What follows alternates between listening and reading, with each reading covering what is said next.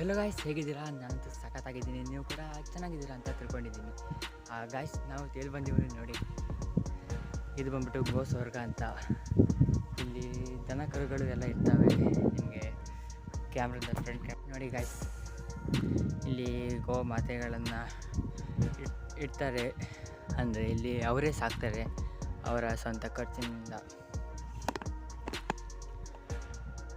Guys, ಇದರಲ್ಲಿ ಇನ್ನು ಮುಂದೆ ಹೋಗಿ ತೋರಿಸ್ತೆ ಏನೇನಿದೆ ಅಂತ ನೋಡಿ. ಇಷ್ಟು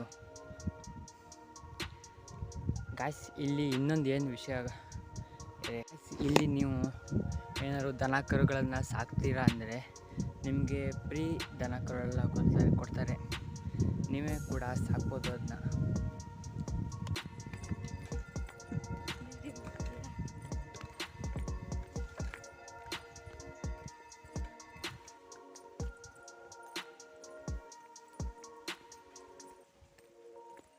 ಕಾಣಿಸ್ತಿದೆಯಲ್ಲ ಫ್ರೆಂಡ್ಸ್, ಗೋಸ್ವರ್ಗಕ್ಕೆ ಬಂದಿದ್ದೀವಿ.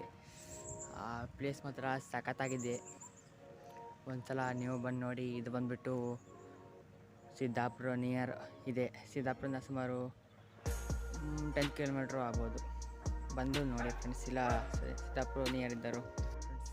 ಓಪನಿಂಗ್ ಹೇಗಿದೆ ಅಂತ ಸಖತ್ತಾಗಿದೆ ಮತ್ತು ಪ್ಲೇಸು.